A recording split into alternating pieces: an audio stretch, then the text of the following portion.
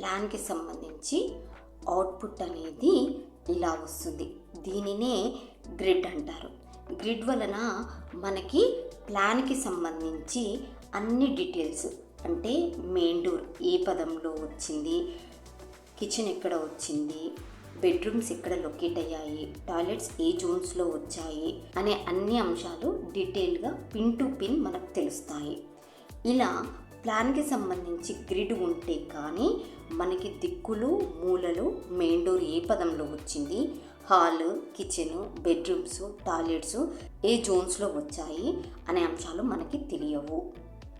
మరి గ్రిడ్ ప్రతి ఇంటికి, ప్రతి ప్లాన్కి ఒకేలా ఉంటుందా అంటే ఉండదు. గ్రిడ్ ఎప్పుడూ కూడా నార్త్ డిగ్రీస్ సెంట్రాయిడ్ని బట్టి మారుతూ ఉంటుంది.